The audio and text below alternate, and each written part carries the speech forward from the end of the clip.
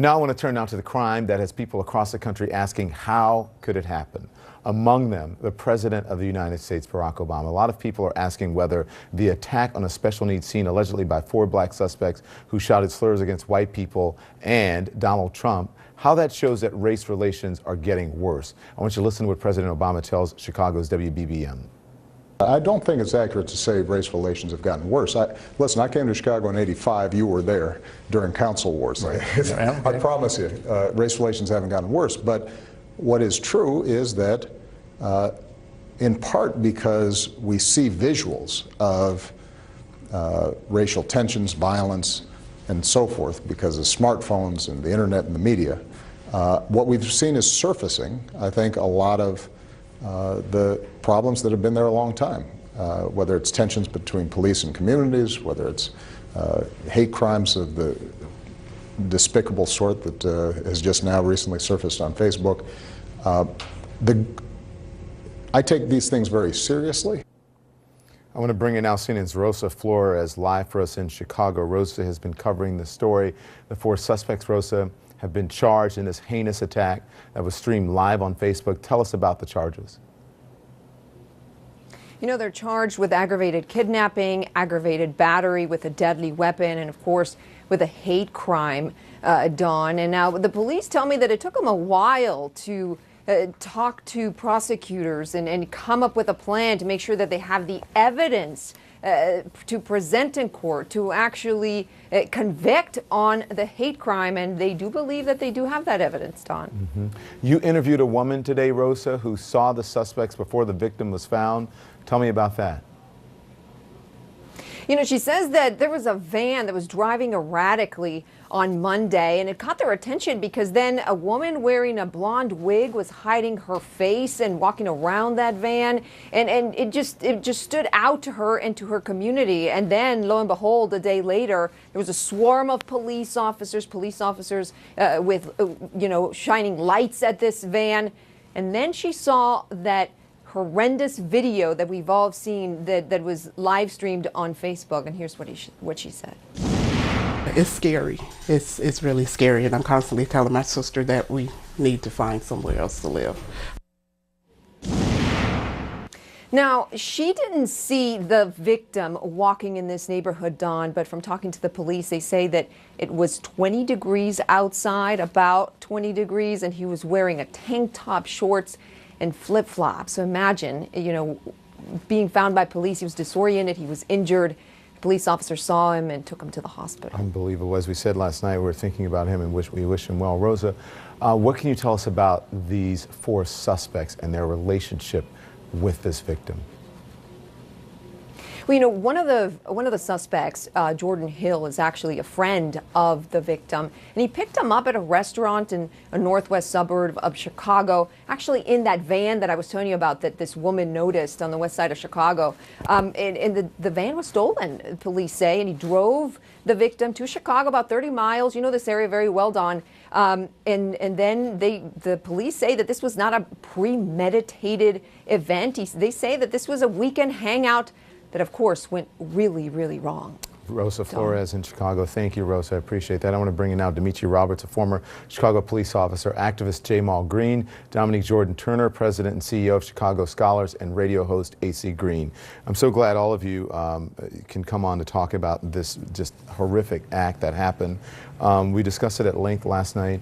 Everyone agrees that this was a heinous act, Demetri, and the video is just shocking. What's your reaction? Well, it's simple. And what I call on our viewers to think about as we look at these issues nationally and as we really work hard to address them here in Chicago is we really have to fight hard not to be divided behind these issues. Listen, hate is hate. Bad things are bad things. Wrong is wrong. So I think, and what we've seen trend is that folks want to be divided behind this. And I urge them not to. And if we do want to be if we do want to focus on something, let's focus on the truth. Yeah. Let's focus on justice here, because that's that's what we really can stand behind and come up with some sensible solutions. I think you're exactly right. The truth is, if you look there's at a crime that happened. Yeah, and if you look at social media especially, you'll see that people are looking for ways to be divided about this. There's no making excuses for this. And people want to parse words and all that. There's no excuse for this. This is an awful event, as the president said today. The video, though, is very difficult to watch. Look at this just for a moment, and then you'll see. No,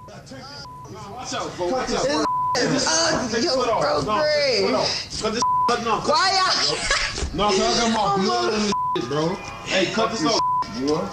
I'm gonna make your ass walk on, boy. AC, again, it's hard to watch, and I've watched the full thing unedited, and I just can't believe what I'm watching, that it's actually real. And I wonder where they learn such reprehensible behavior. But do you believe the charges are appropriate here? Listen, Don, thanks for having me on. Millions of listeners I have across Chicago, and 70% of those listeners are African American.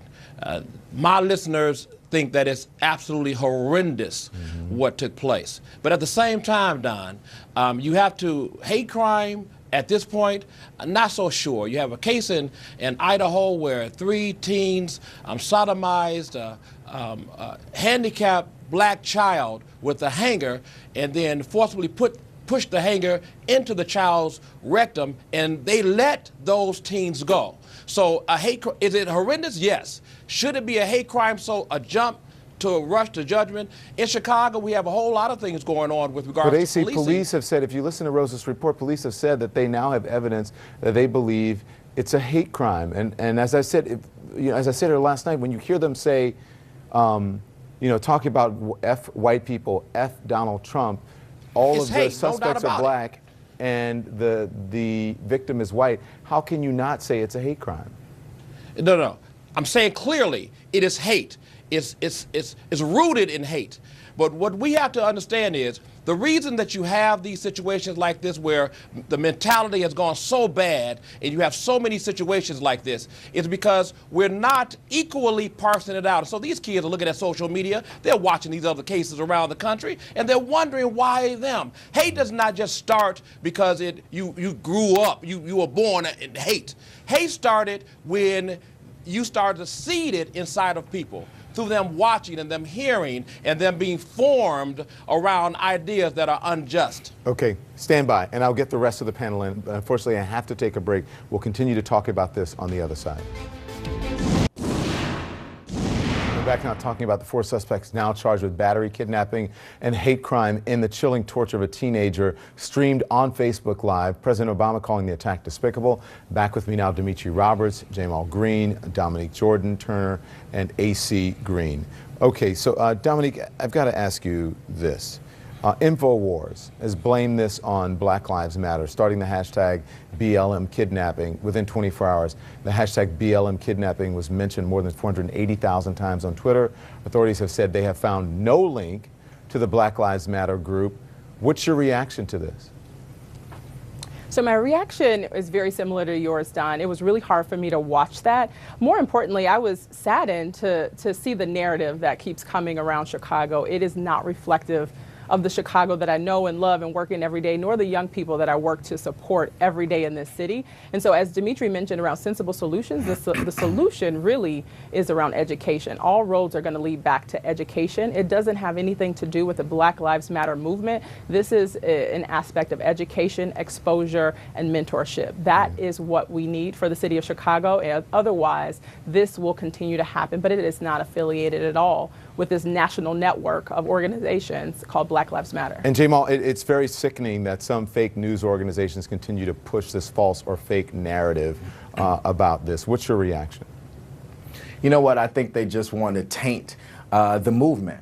And the real thing is there are activists like myself who are trying to bring people together. They use platforms, cases like this, using it as a platform to try to divide us. At the end of the day, what these kids did in this case were wrong. But the purpose of Black Lives Matter is to say that black people want to be treated equally. So when we talk about justice, let's also talk about that case that AC Green was talking about, when they used that coat hanger and penetrated that mentally disabled black man. What happened? They got what? They got nothing. They walked out of the jail. At the end of the day, these kids that did this crime, they're going to go to jail and rot under it. So at the end of the day, when we talk about Black Lives Matter, we want black people to be treated equally. This justice system has to have a level playing field, and we got a long way to go. And they should, if convicted, they should go to jail, considering They should. how horrific that video is and the acts that are taped, that are seen on camera in there. So listen, I want to ask you, Dimitri, there are hate crimes committed by people on both sides of the political spectrum. Why do these attacks, do you think, become so political? Well, it's simple. It helps to fuel somebody else's rhetoric and their narrative. It's an opportunity. And opportunists right now are taking advantage of a young man that's been injured and really moving past the humanity behind it. Why are we talking about black or white anything when there's another human being that has been tortured and that is really having a tough time right now? And then we want to politicize this? They're selfish. That's why they're politicizing it. And they have their own agendas. And those agendas aren't to help, they aren't to heal, and they aren't to come up with sensible solutions. We all agree here, Don, folks on this panel, folks in this community, and folks in this country, that this is wrong. And if we want to unify behind something, let's unify behind the truth. Let's talk about justice here. And let's come up with a sensible solution and focus on why this happened and address the root of that problem. And then we'll see our country turn around and we'll see these communities much better. Does anyone in this panel not think this is a hate crime? This is a hate crime. Yeah, I just want to. This is a hate crime. I think parody is what we do. And further, hate doesn't have a color. Right, exactly. Nor does ignorance. Exactly. Does anyone on this hate. panel Exactly. believe that what happened, just to be specific, because again, there are a lot of fake news organizations out there who are presenting fake information. Does anyone believe that this is not a heinous, despicable act? Is anyone making excuses for these kids? This Or is for a these heinous, young people? despicable No act. excuses. Don, we can't make excuses for what these kids did, but we have to look at the root of the problem. We got to look at the parental guidance. Whose house was that? Where are their parents? At the end of the day, we have mayors and aldermen and people who are not doing their jobs. These neighborhoods look like third world countries. They're ghost towns. No economic development. No, the schools are underfunded. Boarded up houses. No plan to redevelop when they knock them down. What are we going to do to start giving these kids alternatives? The unemployment rate is the highest in Chicago than it is around the country. Let's start talking about the root problem. That's why violence is high, and that's why situations like this is happening. Absolutely. Thank you. Absolutely. Thank you. I get asked all the time, Don, what's the solution here? We're the solution. We're the thoughtful people that are going out into these communities every day, just like Dominique said, and we're doing the tough work. Here's what we need. We need the resources. We need the help. Absolutely. We need the advocacy. And we need folks to stand behind us as we lead this fight to make Chicago better. And what do you say to the victims and the victim and his family? I'm sorry. Praying for 'em. I'm sorry. We're praying for them. There are ministers across Chicago that have come together. They're going to be taking up donations and to help with that family. Listen, you know African Americans are peace-loving people. You know, down in South Carolina, we saw families being murdered in a church, and then yet they gave forgiveness to the man who murdered them. So we're peace-loving people, but we have to see parity in these situations. These kids need infrastructure, they need parenting, they need, it's a hot issue, but we cannot. Listen, Don. I gotta run. I've gotta run. No, peace doesn't have a color either. Yeah. Let's come up with a peace and sensible solution that we can all stand behind. Thanks so much. Thank you, panel. More news coming up. We'll be right back.